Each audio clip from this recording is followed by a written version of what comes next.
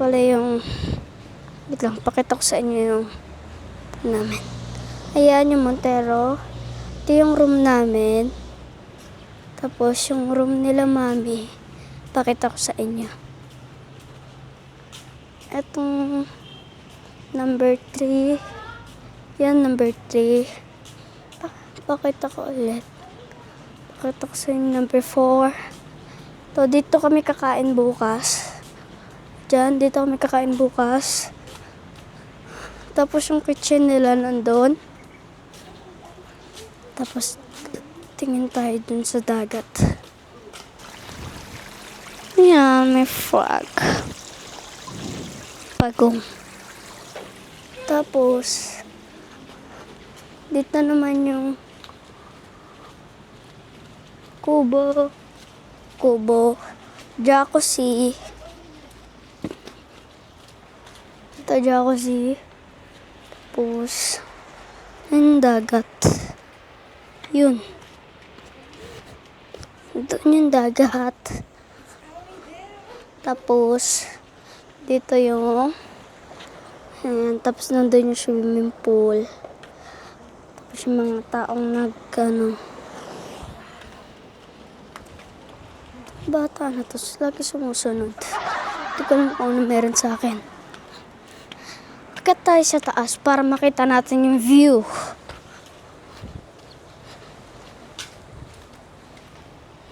Akyat tayo sa taas para makita natin yung view. Gano'ng kaganda.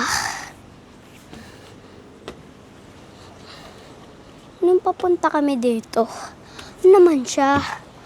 Hindi naman traffic. Pero nung bandang sulat na may Pangasinan na, dun na yung sobrang traffic. Halos hindi na kami makagalaw. Balik na tayo sa video natin. Ayun yung view, gano'n ka siya gaganda. Tapos dun yung pool. Wait lang. Eto, doon yung pool. Sagad doon. Tapos yung mga tao dyan. Tapos yung jacuzzi dito. Ayun yung jacuzzi. Ayun.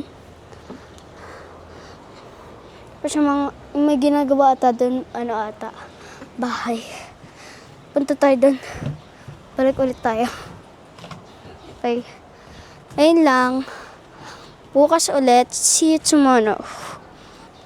Part 2 na po bukas. Kaya pumvlog lang kayo manood sa Angel Vispo. Okay? Okay.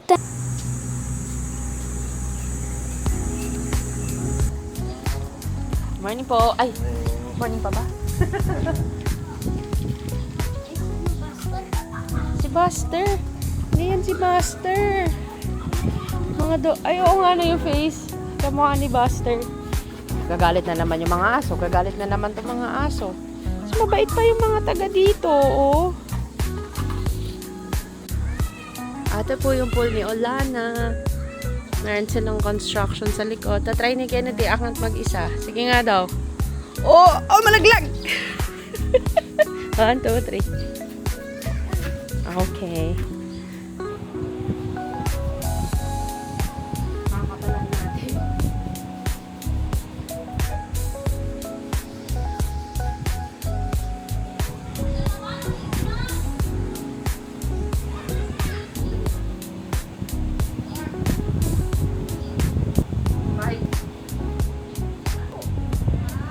Nog na naman pag-uwi. Nog na naman ikaw. Pag-uwi.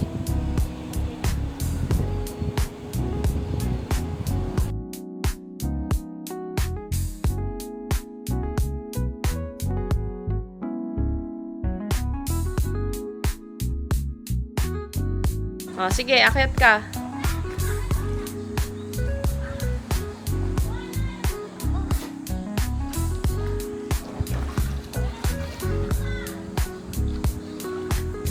Yan.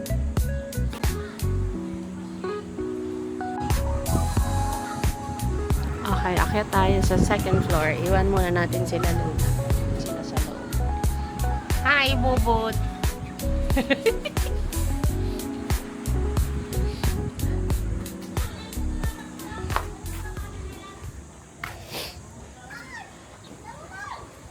Lunod, may salbabida.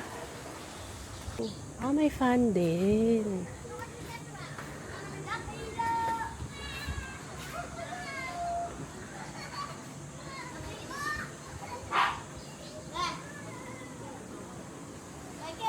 Galit na si Luna. Wala siyang kasama.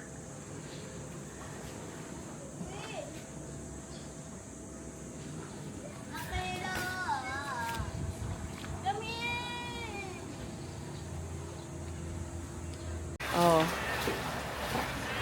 Drive daw siya.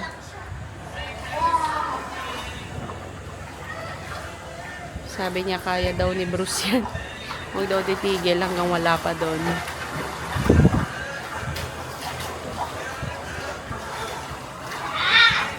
Dati hindi ako masyadong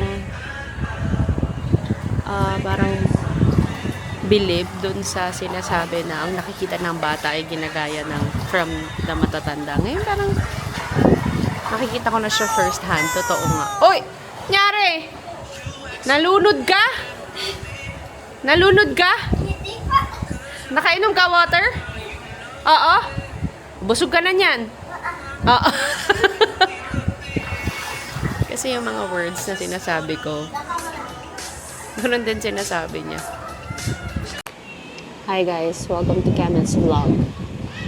It's another takeover from her very pretty ate for realizations during this trip. So this trip took about 8 hours plus 1 hour from our sort of ancestral home to this place. Umalis kami ng 7, nakarating kami ng 3:30 or 3. Tapos nag-lunch kami. Supposedly 5 minutes lang from the bahay to this place. Pero ito kasi 1 hour. Tapos, mga realizations ko, I never knew that I could drive 8 hours. That includes 2 to 3 stopovers. Una, dahil may kasama kami na nahilo, so kailangan namin mag-stop over kasi wala siya sa sarili. Kahit buksan namin yung bintana, hindi bumabalik yung kulay niya. So nag-CR siya, nag-stop over kami. And that cost us about 30 minutes na longer biyahe. So anyway, wala ka naman magagawa pag ganun kasi kawawa naman. Alam ka naman nga mo magsoko siya sa biyahe. Oh, diretso. Tapos after nun, nag-stop kami ulit. Nakalimutan ko na CR yata or to buy something. Tapos dito na sa bahay.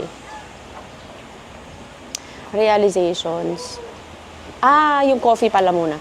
CR, tas coffee, tas dito na sa bahay. Realizations. Ang haba ng biyahe, pero it pays to keep your cool. Nung medyo mas bata pa ako, pag nag-drive ako, ang init ng ulo ko pag nagigit-git ako, pag yung mga sasakyan wala sa sarili nilang lane, because I feel like I'm doing the right thing. How come hindi magawa ng iba? So, mahirap i-impose yung mga morals mo o yung mga pagsunod mo sa policy sa iba kasi hindi kayo pare-parehas ng mga pinaniniwalaan. At saka, sadyang baka mga rule breakers lang sila. Tapos ikaw hindi. So, mahirap i-impose yun. Ang importante, ikaw gagawin mo yung alam mong tama. Sila, kung di nila gawin, problema na nila yun. Basta ikaw, you keep your family out of danger. Sila, choice nila yan.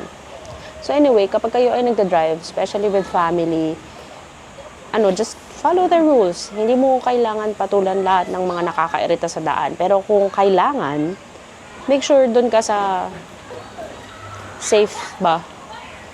And you're always in the right. Yan. Hindi lang dahil sa bago yung kotse nyo. Kasi our car's not bago. It's 8 years old na. Pero I feel like it's still bago kasi it's still performing well.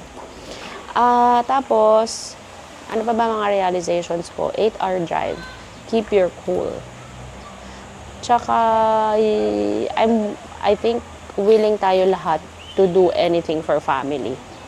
So, my lola grew up here in Labrador. And whenever we get the chance to go home meaning here, igina-grab namin siya. Kasi my lola's 94 years old. Tapos, syempre, gusto niya makita yung mga nakalakihan niyang mga kachismisan dito. Tapos yung mga relatives namin na dito na talaga base, hindi umalis. Tapos, mga nagpapakasyon din ng mga kamag-anak. So, kung ano man yung nangyayari sa kanila na hindi maganda, every time she comes home, sort of nagiging civil, nag-uusap sila, ganyan. Nawawala. Kaya, okay din na umuwi kami para nagkakausap sila. Value family, and masarap magbakasyon with family. Kasi, feeling ko, tayo, well, kayong mga bata, or kami din, baka mas napaprioritize yung going out with friends. Maganda rin yun. Pero take the time to also take vacations with family. Kasi they also want to see each other, they also want to be with you. Ganun. Tapos marirealize mo, iba yung willingness mong mapagod, iba yung willingness mo na mag-effort kapag with family ka rather than with friends. Kasi ako napapansin ko, masungit ako with friends. Masungit na naman ako sa family, pero mas willing ako to do more like organize. Ayun nga, drive. I don't wanna drive 8 hours with my friends. Parang sobrang suicide nun. Pero pag with family, other than wala naman talaga ibang marunong mag-drive. Well, sa Angel, oo. Pero willing na willing ako kahit nakakapagod. To be honest, ang drive in the morning, mas okay siya para sa akin kasi mas scenic. Pag gabi, parang mas nakakapagod siya kasi wala akong ibang makita. Pero pag may nakikita akong scenery, hindi ko napapansin na 8 hours na pala yung pagda-drive ko. Nangungulit siya, hello daw vlog, kasi nagpa-vlog daw ako. Ano pa ba? Ang init talaga sa Pangasinan. Pero the kind of init that you're, parang okay ka na maging amoy pawis. Ganun yata talaga sa probinsya. Tanggap mo na mag-aamoy pawis ka. Kapag ka sa Manila yung pawis tsaka yung init, sobrang kulob dito. Magaan, maaliwalas, mahangin. Sa Quezon City kasi masyado kang confined in an area. Dito mahangin. So okay lang magmukhang maasim, magmukhang pawis kahit mainit. Ano pa ba? Yun nga, gano'n sabi ko kanina, ko rin nakikita ng bata. I think yun yung fina-follow niya doon sa mga na-observe niya na matatanda. Kapag nakikita niya kung paano kami magkulitan, gano'n din siya makikipagkulitan sa amin. So pag nakikita niya na parang medyo off yung mukha ko, expression ko, tas kung paano ko iti-treat ni Angel pag gano'n, gano'n din gagawin niya pag nababad. Kapag masakit ulo ko, bibigyan na din niya ako ng pang palamig sa mga yelo, gano'n. Alam niya na kung paano ko iti-treat. So naniniwala ako na kung anong nakikita ng bata, yun din ang ginagawa niya kapag siya na lumaki. So, be careful with what you choose to show your kids. Kung di man sila children nyo, directly, kahit yung mga pamangkin nyo, also choose your words wisely. Tapos nga pala si Kenneth, ano yan, kung nakikita niya kung paano namin tinitreat si nanay, kung paano namin inaasikaso, so yung level of patience niya with nanay, sobrang taas. Kasi ganun yung level of patience na binibigay namin kay nanay. I think exceptionally mataas yung kanya kasi siya yung laging kasama sa bahay. And to think, siya yung mas bata, pinakabata sa amin. Pro tip nga pala, pag ang inyo mga bulilit ay medyo maitim, no? Ang gamitin nyo, ang bilhin nyo sa kanilang swimsuit ay neon colors para hindi sila mahirap hanapin. Ano pa ba? I'll think of other things in a while. Siguro later tonight, magagawa tayo ng ganito ulit na session, therapy. This is therapy for me. So ito, I'm also traveling with 2 dogs. This is Sushi and Luna. And we're very grateful for Olana because they accept pets. Hindi man siya directly, parang explicitly advertised na okay magdala ng pets, pero ina-accept nila. So, I'm not sure if it's based on size or whatever, but if you want to book this place, you can ask them. It's Olana B&B. Ask them if yung dog niyo ba is parang tinatanggap nila dito. So, they have a swimming pool. So, sobrang dami nilang areas for tambayan. And when you book, kasama na yung breakfast. Tapos, ang bait nila, sobra, like, it's at par with a 5-star hotel. Yung hospitality, ha. Tapos, malinis, mabango, all your basic necessities they have. Meron kang choice na mag-pool, jacuzzi, or magdagat. Hindi naman astounding ang dagat namin dito sa Labrador, but it's beachfront. So, kung ma-feel mo na gusto mo ng dagat, go. Ganyan. So, in a while, punta kami ng lunch So, mga around 1 or 2, punta kami ulit doon. Kasi doon kami maglalunch. Siyempre, makikipagkwentuhan na naman si nanay tsaka si mami. And then after that, I think sila Ninong pupunta dito, magsiswim din sila. Tas, it's just a chill Holy Week and I hope you're enjoying your rest days. Also keeping in mind that you pray. Ayan. Hopefully you're with the people you like to spend your time with. Kasi life is too short to spend it with people you don't wanna be with. Bye guys, laters. Sila Marites. Sila Marites. Si Marites 1. Si Marites Babalina 2. Bakasyon na naman si Marites. Ito yung pinaka Marites. Diyos ko, napakainit. Hindi naman kaya mag-shrink tong Crocs na to. Kamusta po, sir? Okay lang po. Ma'am, ako! Ma'am, okay lang po, ma'am. Maitim ka na po. Opo, ma'am. Diyan ka lang po, iwan ka na. Opo. Sarap. Ano mas gusto mo? Yan yun. Ito kasi hindi siya malambot. Ah, malambot kasi yun. Pero kung hindi yun malambot, okay din. Oh, Oh, very much artista. Diyos ko. OA. Another day. Another vlog. Labas tayo kwarto. Cause natutulog pa si Ma'am Sir. She just got straight out of her shift, well, after breakfast. So, I'll show you around. Ganito ka-convenient sa elderly yung area na pinagsistayan namin. It's Olana again. So, from the parking lot, kung makikita nyo, flat lang siya. So, my lola can opt to walk or pwede rin naka-wheelchair siya. Pero what we do is, yung car dadalhin namin dito. Because this is a driveway, this is a room. Tapos magpa-park na kami. Stop kami dyan. Tapos lakad na lang siya ng konti kasi it's all flat. Kaya medyo madali siya mag-maneuver. Mayroon silang construction na ginagawa dyan. So, in the future, magkakaroon ako ng madaming kalaban sa swimming pool. But for now, I'ma own it all to myself. Charot. Ayan. So, we get our breakfast from that space. Punta tayo sa pool.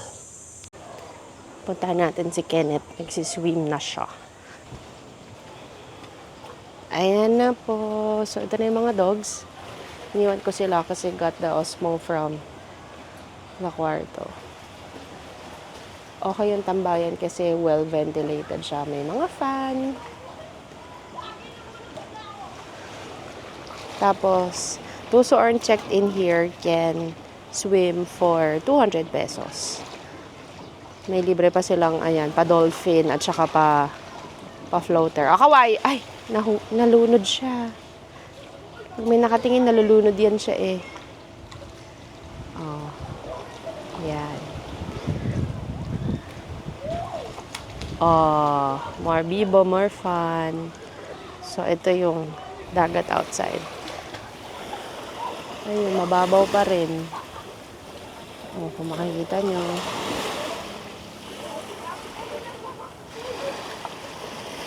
May mga nagsiswim. Oh. Masaya siya. Tapos, it includes breakfast also.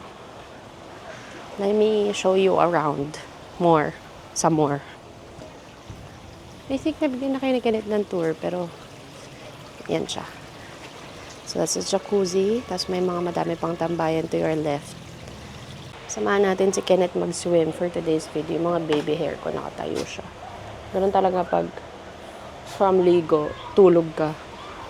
Mga buhok mo tayo-tayo. At ako, wala akong pake kahit umitim ako. Ngayon, mahapdi na siya. Siguro tumatanda na din talaga. Mag-sunblock kayo, guys. It's not sponsored because we don't have sponsors and we don't even have subscribers. But yeah, mag-sunblock kayo. Para mang SPF yan, it says. This one says it's 100 plus SPF. But whatever, just mag-sunblock kayo. Also, drink your vitamins daily. Very tita. Iyaya na ako. Ayaw ko daw mag-swimming. Sabi ka mag-swimming na ako. Magsha-sunblock lang. Kulit ng mga bata, no? Hindi nila alam yung exact words, but if it sounds like it, that's the word. Ang simple ng life. Hindi ko nga alam kung nung bata ako, ganun din ako.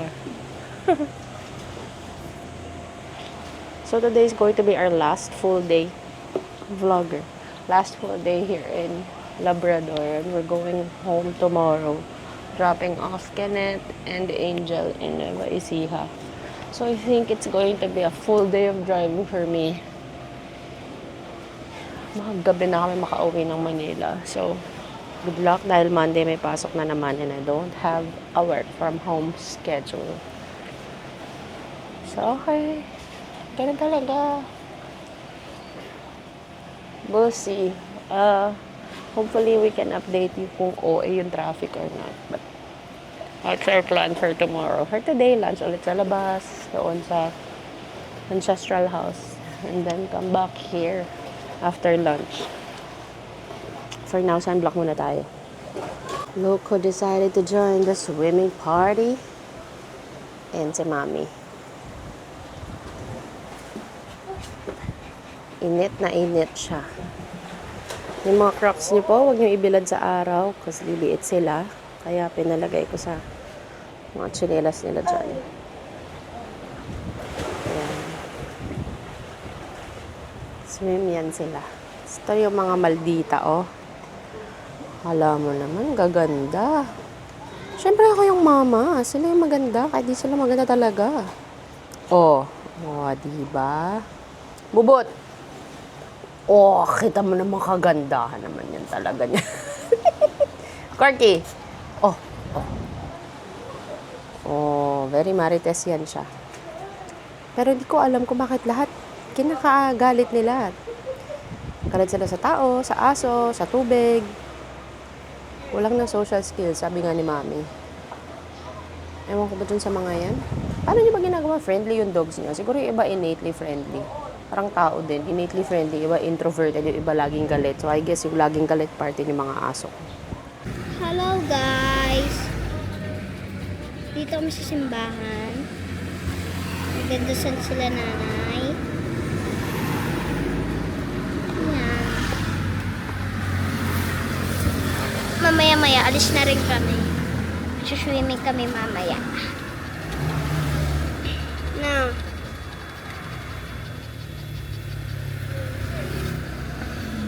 hangin. Sobrang hangin. Ayan. Ayan si Bubot. Ayan si Bubot. Ayan. Naman si Corky. Marami sasakyan ngayon. Marami kasi umuwi.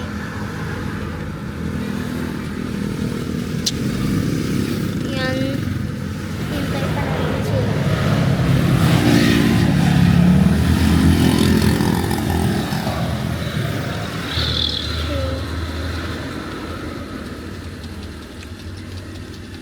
Once again, cannot. Kami na.